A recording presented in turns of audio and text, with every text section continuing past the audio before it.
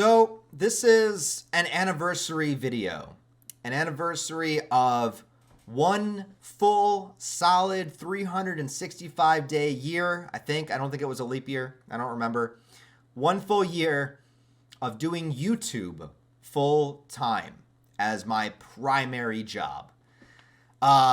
This was my true goal. Now, last year, my goal was to quit my job at some point to pursue YouTube full time. But my goal after that, subtly, was to be able to maintain doing YouTube for an entire year, because I felt like if I could do this for a year and not end up homeless, then perhaps the potential is there for me to continue to pursue this as something that I really, really can rely on, or something that I'm passionate about that also works as my job. Something where I could push myself to not give up, something where I could try to find some fulfillment, something where maybe eventually I could be successful with it. And I just was like, I have to be able to do it for a year. No matter what happens, keep with it, be consistent, try not to panic when things get bad, see if you can stick it out for an entire year. And not stick it out in the sense that, I don't want to do YouTube, stick it out in the sense that, can you actually do it? Can I maintain this for an entire year? And I have finally reached that point. A year ago today, I quit my job, my full-time 40-hour-week retail job that I had at the time, in order to try to do this. And I am proud to say that I have done it. And maybe now I can actually be confident calling myself a YouTuber. I still don't feel like I can call myself that. At first I was like, I can't call myself a YouTuber if I have another job. I was like, I can't call myself a YouTuber until I have 100,000 subscribers. And it's like, I can't call myself a YouTuber until I've done it for a year. Now I'm going to come up with some other arbitrary thing where I don't feel like I'm a real YouTuber yet, and it's going to be another thing in the distance. But that aside, truly, I wouldn't be able to do it without you guys. And it sounds super cheesy, and every YouTuber says it, and it's super annoying. But it's so honest and true, is that if you guys weren't here to help, I wouldn't be able to do that. I wouldn't have been able to do this past year. So truly, my absolute gratitude doesn't go to me. It goes to you, because without you, there would be this wouldn't work, it wouldn't work. There's no possible way. I'd just be talking to myself into a camera, which I did many years with nobody watching. But now I do have people watching. And so I just want to say, truly, deep down from the bottom of my heart, I am endlessly grateful. And there's not a day that goes by that I don't wake up and instantly check my phone to see if my YouTube channel is not only still there, but also that it's not a fabrication of my imagination, and that it is actually true, and I actually do make YouTube videos, and I actually do have people that watch me and comment and enjoy what I do, and somehow, some way, there's people out there that understand my sense of humor and actually find the things I do in my videos funny. I don't know if you guys know this, but half the time, I'm just trying to make you guys laugh. And somehow it works, not with some people, but some of you guys understand my sense of humor, so I appreciate that. Thank you. And the fact that you're still here, I think that is the bigger testament. It's that it's not the people that watch one video and never come back to your channel. It's the people you see comment on every video, or you guys I see in every live stream every week, or just the people that I see in my Discord, or the consistency. And I'm just like, wow, that person commented 6 months ago and they're still here. I haven't annoyed them enough yet to where they would leave. So I just really, really, really deeply appreciate it, you guys. And thank you so much. And yes, I want to say that I am filled with gratitude, but it has not been an easy journey. I will definitely say that much. You guys that know me, you guys know I've told my story a million times. But things were not good for a large majority of the time of me not only trying to do YouTube, but just life in general. And it took a very, very long time to actually gain a little bit of traction on YouTube.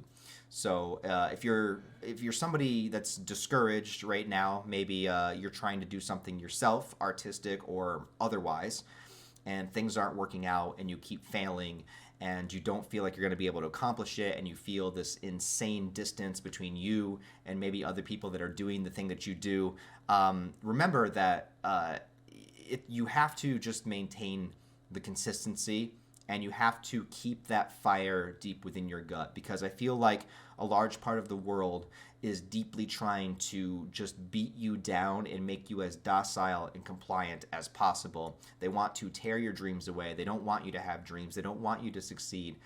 And the only thing that's going to keep that alive within you is yourself. And I always say that, if you quit trying to do the thing that you want to do, you're guaranteed to never get it. You're not guaranteed to get it if you keep trying, but you are guaranteed to never get it if you give up. And I think the only thing that ever allowed me to get to this point, to reach that 100,000 subscriber goal, to be able to do this for a year, it wasn't the quality of my videos, I'll tell you that. It wasn't my editing skills. It wasn't, just crazy hit after hit after hit. It was just me being a stubborn person and just saying, this is what I want to do. And I'm just going to keep fucking trying. I'm just going to keep doing it no matter what. I can't stop. I cannot stop. And I think the biggest part is the grind of that, and the discouragement you get from getting nothing back. I started making YouTube videos. Well, technically I started way back in the day. Like, I remember making YouTube videos back in like 2008 and shit. I'm old. All right. But I tried to do YouTube seriously. Like, I was like, all right, I really want to be a YouTuber. I want to make content. I want to make edited videos. I want to make reviews of things, movie reviews, commentary, all that stuff. I was like, this is what I want to do. I think I really, really decided that I wanted to do it in like 2014. So that's when I started making YouTube videos. It wasn't on this channel that I started. This was more like a vlog channel to begin with, which is why it's called Real Life Ryan, is actually because it was meant to be like just sort of a vlog off the cuff channel, just my real life and real thoughts. That's what it originally started as. But I remember making YouTube videos and making movie reviews and making, edited styled videos and stuff like that, and just getting nothing. Like, I remember, just getting like 15 views a video, right? So from 2014 to 18, about 4 years time, I made up to about 300 some subscribers. Now, if I would have quit within that time, I would have never gotten here. And that's just what I'm saying. So maybe use it as some sort of motivation if you're struggling. And I don't just mean if you're trying to make a YouTube channel. I mean with anything. It's sometimes that stubborn consistency is the thing that you need. It has to be a drive within you, like a fire lit under your ass that's just going to say, like, I don't give a shit. Like, I have to keep trying. I just have to keep trying. Like, this is just something I need to do. Like, I feel it in my soul. I'm a ginger. I don't know if I even have a soul. Probably not. But, like, I felt it in the empty husk of my chest where like, my heart had been ripped out long ago. And I felt it there. Maybe a little bit in my balls, too. I was feeling, like, this tingling sensation. I don't know. I might have just been on Pornhub. I don't remember. But all I remember is that I wanted to do this. That's what I remembered. I didn't reach my first 1,000 subscribers until 2019 October. So again, 2014 to 2019 to reach 1,000 subscribers. And then it sort of steadily boosted from there. I found the right topics to talk about that people responded to once I started reviewing manga and Berserk, obviously, and things like that. Started to get some more attention. So I was like, well, I really love a lot of anime, so what are some other manga I can check out? And I took advice from you guys. You said you should read Attack on Titan, you should read Vinland Saga, and I did, and both of those became like some of my favorite stories of all time. And it all sort of just continued to grow from there. And I, again, have you guys to thank because it was your feedback saying you should check out this, or you should review this, or maybe get into this style. And it was all just give and take from things that I wanted to do and wanted to create, while simultaneously taking ideas from the subscribers of what kind of content they wanted to see. And it's a balance like that. What's really funny now that I've done YouTube full time for a year is seeing the difference between doing something like this that's sort of more freelance as opposed to working a full-time job, like corporation style job. There's pros and cons on both ends for sure.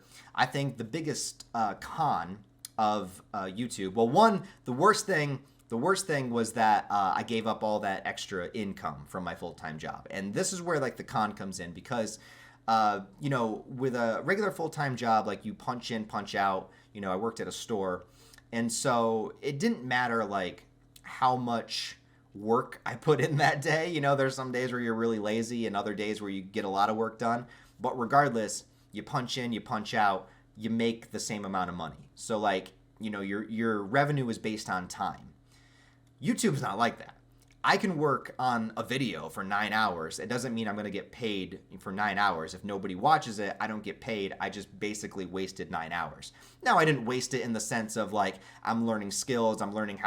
Maybe I'm learning how to edit videos better. Maybe I'm learning how to present things better. I'm working on my craft. I'm doing something I enjoy. There's benefit there, but it's the time investment. It's the like ROI is what you would say, right? But I've also had the opposite happen where I made a video in 20 minutes and all of a sudden it does really well. And it's like, okay, I guess that helps, that helps kind of counteract the video I worked really hard on that didn't do well. And so it's this sort of, it's this constant sort of variable, right? Like, I don't know how much I'm going to get paid per month. With a regular job, you can go by time. You can figure it out. You can figure out how much you're going to get paid a month. You can budget better. With YouTube, it's not like that. It's pretty much a gamble. It just depends on how well you do that month, which is good in the sense that there's no cap on it. I mean, you could just continue to do well and do great, but then you have months where you don't do well and, you might be consistent for 2-3 months in a row, and then this month you don't even make half of what you made the previous month. So, it's sort of, that is like one of the biggest factors of difference between the full-time job I had before and YouTube that has been the hardest adjustment.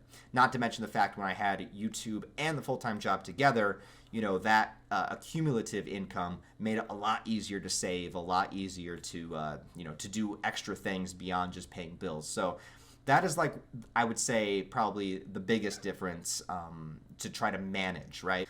On the other hand, it's the ability to have more time to work on YouTube itself has been extremely beneficial in creating the kind of content I really want to make. Whereas before, I was grinding really hard, so I was really burnt out because not only was I working 8 to 9 hours a day at my job, but then I would come home and work like another 5-6 hours on YouTube. I was just basically working all day, every day until I slept. Now I can take more time to focus on making particular videos, and I don't feel the same immense amount of pressure to just pump videos out. I feel like I can take my time on videos a little bit longer. Like, I will take an entire day to work on a video and not upload anything just so that the next day's video will be that much better. Or at least I hope it's better. So that has been beneficial as well. Not to mention the fact that I am no longer working in the public, and I really can't stand having to like ask his entitled customers and Karens. I can't do it. I'm over it. I got PTSD from it. I don't know. I can't do it anymore. And so I'm thankful for that. As far as getting stuff done, again, I would be considered my own boss at this point. And so there's nobody pushing me to do anything or telling me to do anything.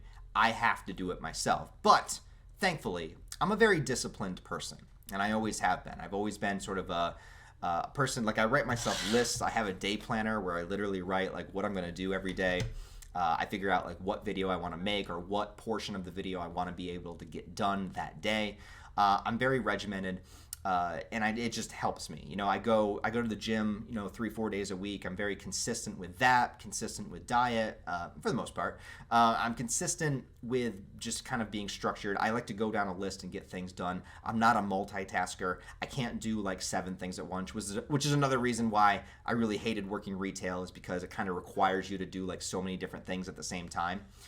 So it's a lot easier for me to just kind of go down a list and get this done, then that done, then that done. So that has helped me a lot as well. But I think overall, regardless of the adjustment to the new job, I had been doing YouTube for many, many years before being able to just do it. So it wasn't like I was thrown into something brand new.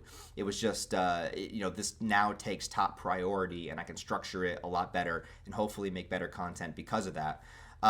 But the thing that really kind of that I like the best about it